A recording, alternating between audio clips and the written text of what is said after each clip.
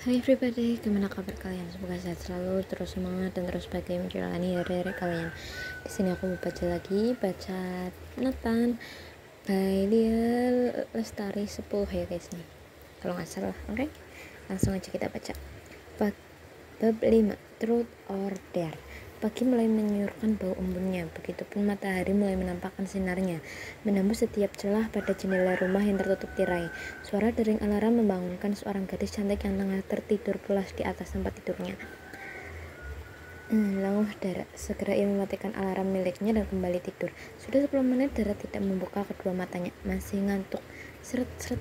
Seorang wanita parubaya berdiri di dekat jendela dan membuka tirai jendela tersebut untuk mempersilahkan sinar matahari pagi masuk ke dalam ruangan tersebut yang tepat menyapu kulit wajahnya. Dengan terganggu, Dara menggeliat karena sinar matahari yang begitu menyilaukan. Dia mulai mengerjap kedua matanya, perlahan lalu membukanya, memperhatikan seseorang yang sedang berdiri di dekat jendela kamarnya. Dia memincingkan kedua matanya untuk memperjelas penglihatannya. Ternyata itu mamanya sendiri. Awalnya, ia berniat memarahi orang yang telah mengganggunya tidur. Saat melihat orang itu, ternyata mamanya sendiri. Seketika nyali Dara ciut. Dan malas, Dara menundukkan dirinya di atas kamur sambil mengusap-ngusap matanya dan menggerak-gerakkan seluruh tubuhnya. "Kamu gak lihat ini jam berapa?" ujar Diana pada anaknya itu yang dibalas gelengan kepala. "Ini udah jam 6:30 sayang," timpal mamanya lagi seketika Dara melotot terkejut. "Apa mah? 6:30? Oh ya ampun, gue telat," kata Dara terkejut dan segera berlalu ke kamar mandi. Padahal ia rasa baru sebentar ya kembali tidur. Kenapa udah jam 6:30 saja? Diana yang melihat anak gadisnya itu hanya geleng-geleng kepala, tidak habis pikir dengan kelakuan anak gadisnya itu. Keturunan siapa sih? Segera Diana turun ke lantai bawah untuk kembali menata makanan di atas meja. "Mana Mah Dara?" tanya Vino saat tiba di meja makan. "Itu lagi mandi," balas Diana yang dibalas anggukan oleh Vino.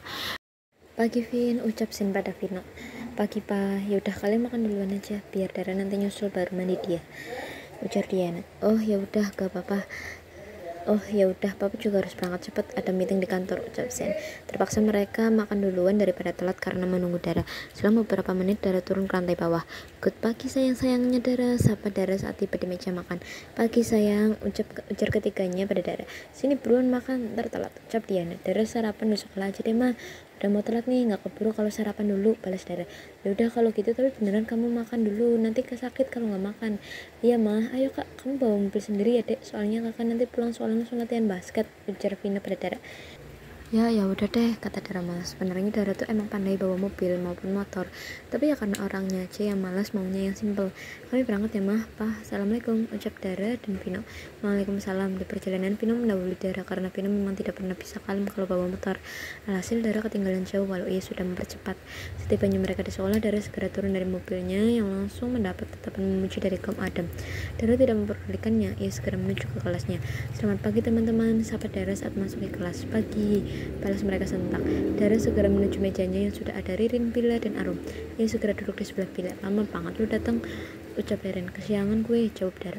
"Untung aja Pak Dadang belum masuk. Kalau udah masuk, udahlah, lu pasti dihukum," ucap Bila. "Bener sih apa lu bilang, untung gue anak baik, jadi masih dikasih jalan," balas Dara terkekeh pelan. "Anjir, kepedean lu," saut mereka.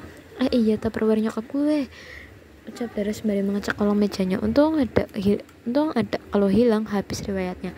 Di lain tempat di kelas 12 MIPA 1 tampak 6 laki-laki yang sedang duduk di bangkunya masing-masing yang terletak di belakang. Siapa lagi kalau bukan Nathan CS? Guys, menurut lo pada kalau gue minta balikan lagi sama Bila bakal terima nggak ya? Bila bakal terima nggak? Tanya Ciko pada sahabatnya itu. "Enggak sih menurut gue," balas Daus adanya. "Bener tuh," timbal Fatur mendapat tatapan kesal dari Ciko. "Ada yang salah," pikir Dava dan Fatur saat melihat tatapan kesal dari Ciko. "Lu berdua mah nggak penting, nggak nanya gue sama lu berdua," balas Ciko kesal. "Ih bangsat," cibir Dava. "Vin, Gus, gimana menurut lo pada? Mau nggak sih Bila balik ke nama gue?" tanyanya lagi yang hanya dibalas gelengan oleh ketiganya membuat Dava tergelak. "Tuh kan, apa gue bilang," ucap Dava mengejek. "Terima nasib aja apa?" ujar Fatur. "Gak ada akhlak lo pada," cibir Ciko kesal. "Udahlah, udah jadi mantan juga, nggak usah banyak berharap," ucap Bagas yang langsung ditetap tajuk oleh Ciko. "Yang cinta beda agama di meja deh," balas Ciko sangat. "Anjing, Bagas Balas Bagas kesal. Ciko yang melihat Bagas kesal pun tertawa kencang dalam hati. Ia senang bisa membalas perkataan Bagas tadi. Wah, asu kejembet mulut lu. Tapi bener sih, ha. Tawa Dava yang dibalas tatapan tajam oleh Bagas. Diam dah lu berdua, ujar Bagas yang dibalas gelengan oleh Nathan dan Vino. Tiada hari tanpa ribut. 5 menit setelahnya Besukma masuk untuk mengajar. Ini Pak Dadang kemana sih? Ujar Bila. Ntar tuh gak niat ngajar atau gimana sih, timpal Reren. Kayaknya dia emang gak masuk deh, ucap Dara. Sudah setengah jam setelah hampir masuk berbunyi, Pak Dadang belum juga menampakkan batang hidungnya. Alhasil kelas Dara berisik karena jam kosong. Ah, bosen, keluar aja deh gue, ujar Dara sembari hendak keluar tapi ditahan oleh Arum. Gak usah keluar deh, mending kita main Truth Order aja, ajak Arum mendekati ke sahabatnya. Nah, boleh tuh, yuk, balas Bila yang disetujui oleh dengan terpaksa. Dara kembali duduk untuk ikut main Truth Order. Arum segera mengambil pena yang ada di tasnya untuk menjadi alat putarnya karena tidak ada botol, dan dengan cepat ia putar penanya dan berhenti di depan Bila. Truth Order, tanya Reren dengan senyum. Bila yang melihat itu pun curiga. Truth deh, balas Bila. Lo masih sayang gak sama Ciko? Tanya Reren menatap Bila. Dara dan Arum juga ikut menatap Bila. Kok itu sih? Jawab Bila tak terima. Alah, suka-suka kita dong, balas Dara. Gue udah gak sayang sama Ciko, jawab Bila pasti. Gak percaya gue, balas Reren. Ya udah kalau gak percaya, cibir Bila kesal. Kenapa harus itu sih yang ditanya? Udahlah, urusan hatinya itu, lanjut, ucap Dara yang diangguki Reren. Reren kembali memutar penanya dan berhenti di depan Arum. Arum yang bisa melihat pena itu berhenti di depannya hanya bisa hela nafas pelan. Truth Order, tanya Bila senang. Truth, jawab Arum yang membuat Bila senang. Itu gak ada niat putus dari sifat tergila itu, tanya Bila membuat sahabatnya mendelik kaget. Enggak, balas Arum cepat. Anjir, pertanyaan lu, kaget Reren. Ya mana tahu kan, tekanan batin pacaran sama sifat tergila itu temennya aja pada gila semua, ujar Bila lagi.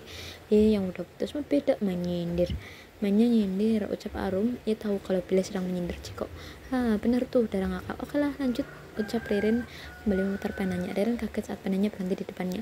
Truth Order, tanya Dara. Gue, ucap Reren pede. Tapi ia juga harus waspada terhadap sahabatnya ini, ada gila-gilanya soalnya. Gue kasih lo Der, panggil Adi dengan sebutan sayang 3 kali, ujar Dara yang membuat Reren mantap tajam Dara. Adi itu teman sekelasnya Taman sekelas Dara yang kutu buku berkacamata minus bisa dibilang cupu. Oke, ucap Reren langsung melakukan dernya. Adi sayang, panggil Reren sedikit berteriak karena meja mereka berjauhan. Mendadak perhatian mereka yang ada di kelas tertuju pada Reren dan Adi. Iya, ujar Adi sedikit kaget. Sayang, sini deh, ujar Reren lagi yang membuat Adi tegang. Pada sahabatnya menahan tawanya mati-matian. Kamu manggil aku?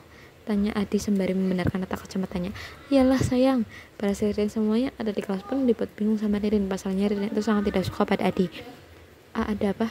Tanya Adi yang mulai mendekat ke arah Reren. Reren pun berpikir keras agar dia tidak menyakiti hati Adi.